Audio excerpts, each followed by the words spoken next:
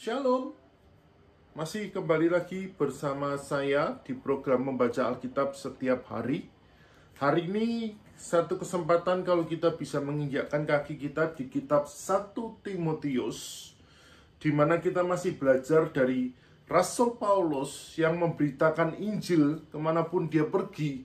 Dia memberitakan Injil, memberitakan kebenaran firman Tuhan, dan dia mengajarkan sesuatu dalam di Timotius ini, bahwa doktrin yang benar dan satu kesalehan untuk kita belajar tentang bagaimana Paulus memberitakan Injil di tempat ini, di negara ini, dan menjadikan sesuatu yang besar dalam kehidupan kita. Mari teruslah membaca kitab ini, biar kita boleh diberkati dan kita boleh dilawat Tuhan, dan kita boleh menikmati berkat Tuhan yang besar dalam kehidupan ini. Tuhan Yesus memberkati.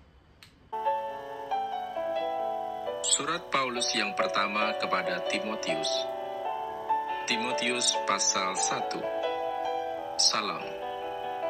Dari Paulus, Rasul Kristus Yesus menurut perintah Allah, Juru Selamat kita, dan Kristus Yesus, dasar pengharapan kita, kepada Timotius, anakku yang sah di dalam iman.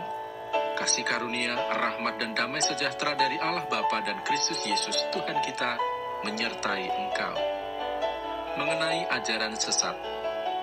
Ketika aku hendak meneruskan perjalananku ke wilayah Makedonia, aku telah mendesak engkau supaya engkau tinggal di Efesus dan menasihatkan orang-orang tertentu agar mereka jangan mengajarkan ajaran lain ataupun sibuk dengan dongeng dan silsilah yang tiada putus-putusnya, yang hanya menghasilkan persoalan belaka dan bukan tertib hidup keselamatan yang diberikan Allah dalam iman. Tujuan nasihat itu ialah kasih yang timbul dari hati yang suci, dari hati nurani yang murni, dan dari iman yang tulus ikhlas. Tetapi ada orang yang tidak sampai pada tujuan itu, dan yang sesat dalam omongan yang sia-sia. Mereka itu hendak menjadi pengajar hukum Taurat, tanpa mengerti perkataan mereka sendiri, dan pokok-pokok yang secara mutlak mereka kemukakan. Kita tahu bahwa hukum Taurat itu baik kalau tepat digunakan, yakni dengan keinsafan bahwa hukum Taurat itu bukanlah bagi orang yang benar, melainkan bagi orang durhaka dan orang lalim, bagi orang fasik dan orang berdosa, bagi orang duniawi dan yang tak beragama, bagi pembunuh bapa dan pembunuh ibu, bagi pembunuh pada umumnya, bagi orang cabul dan pemburit, bagi penculik, bagi pendusta, bagi orang makan sumpah, dan seterusnya, segala sesuatu yang bertentangan dengan ajaran sehat yang berdasarkan Injil dari Allah yang mulia dan maha bahagia, seperti yang telah dipercayakan kepadaku. Ucapan syukur atas kasih karunia Allah. Aku bersyukur kepada Dia yang menguatkan aku, yaitu Kristus Yesus, Tuhan kita, karena Ia menganggap aku setia dan mempercayakan pelayanan ini kepadaku. Aku yang tadinya seorang penghujat dan seorang penganiaya dan seorang ganas, tetapi aku telah dikasihaninya, karena semuanya itu telah kulakukan tanpa pengetahuan, yaitu di luar iman. Malah kasih karunia Tuhan kita itu telah dikaruniakan dengan limpahnya kepadaku, dengan iman dan kasih dalam Kristus Yesus. Perkataan ini benar dan patut diterima sepenuhnya.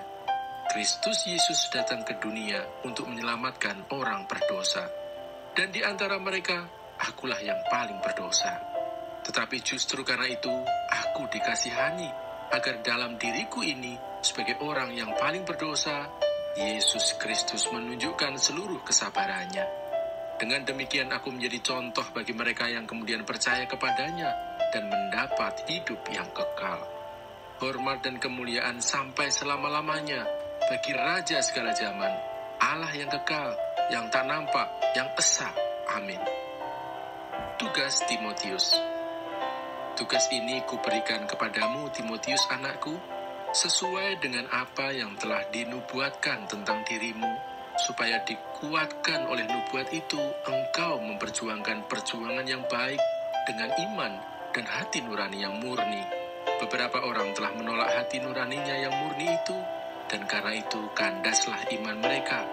Di antaranya Himeneus dan Alexander, yang telah kuserahkan kepada iblis, supaya jera mereka menghujat.